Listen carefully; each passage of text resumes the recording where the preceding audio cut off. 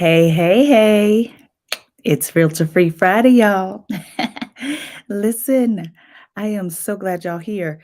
Today is not as filter free as it typically is because I had to go get some books that I've kept since I was a child. I remember reading The Life Changing Magic of Tidying Up by Marie Kondo a few years ago. And one of the things that she had said in that book was that you need to reduce your books down to 20. Well, if you're um, visually able, you can see that I never did that. But what I did do was cull down the books, the number of books that I had from when I was a child. And there's a few that I brought with me today. The Good Earth by Pearl S. Buck.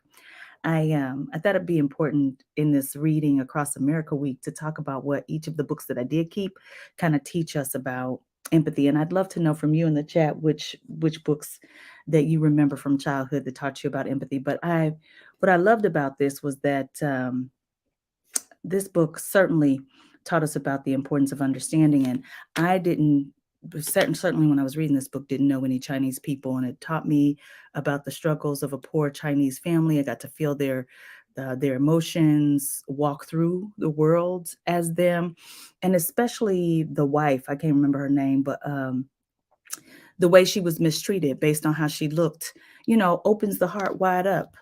Um, the Diary of Anne Frank. I mean, I don't know how you could read this story and this personal account and not kind of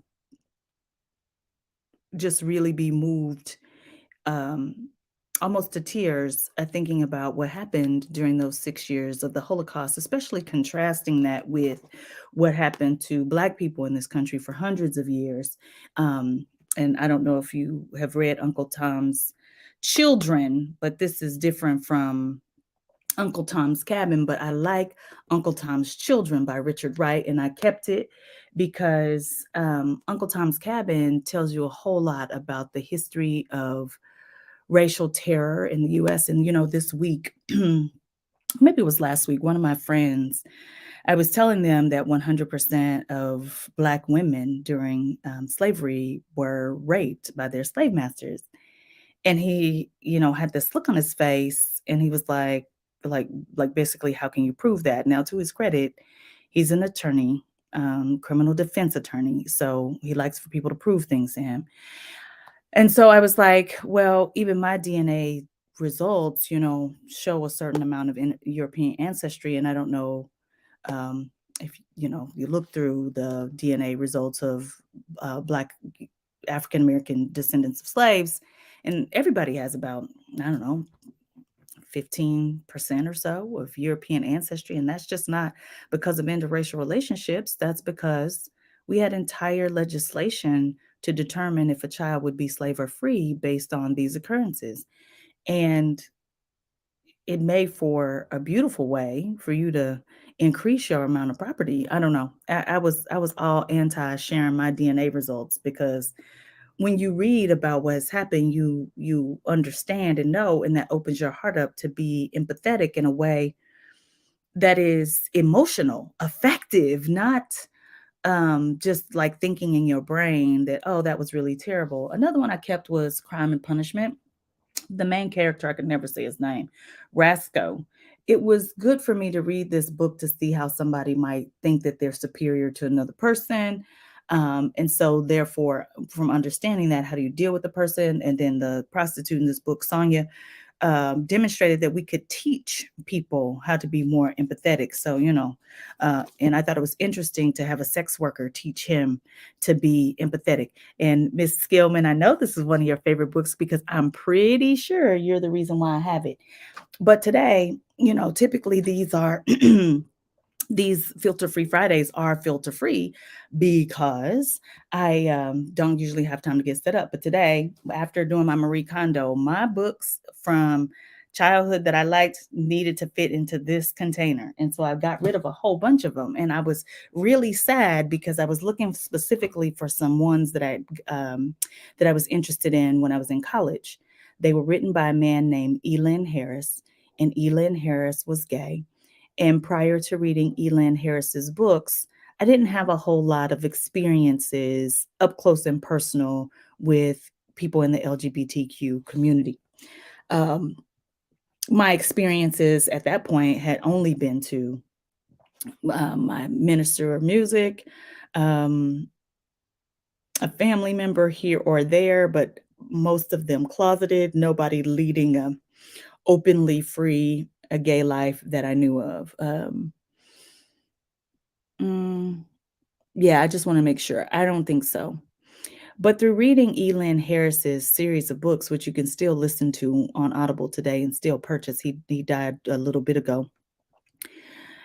Your heart breaks wide open for this idea of people who cannot or feel like they should not be who they are. And so that takes me to kind of what's been going on this week with legislation that's being passed saying that gender is binary, man and woman. And it's Women's History Month and it was International Women's Day earlier this week. Y'all, it really is not that simple. If you ever work with anyone who does gender-based genetics, it's not as simple as we think.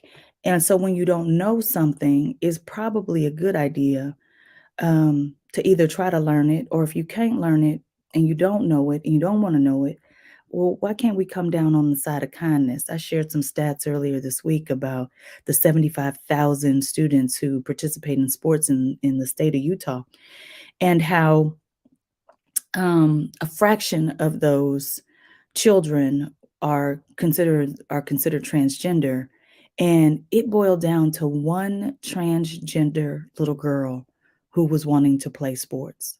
One out of the 75,000. And they were wanting to pass legislation against this one little girl out of the 75,000. You consider that we're looking at this right now in Kansas, and I know that I used to be ignorant on the topic, and I think we'd be better off if more people talked about how ignorant they used to be and the transition that they've made, because I think it would make people be more open to the idea that maybe you don't know and maybe your mind can be changed. But when I look at the comments about what people are saying about Zaya Wade, even, I don't know Dwayne Wade or Gabrielle Union, but I see their child and I see that they have lots of children, and one of them was trapped in a body that was not hers. And if you watch her, the happiness, the way she moves now that she's been able to change her name and her body, I just want us sometimes to think about, if 21% of us in the United States are illiterate and 54% of us read below a sixth grade level, I'm telling you, trying to understand gender is too complicated for me, and I have my doctorate.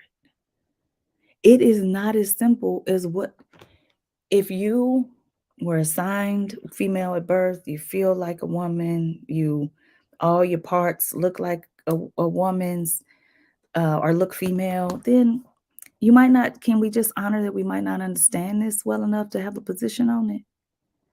But what do you do when a child is born with intersex, with both male parts and female parts? What gender is that person?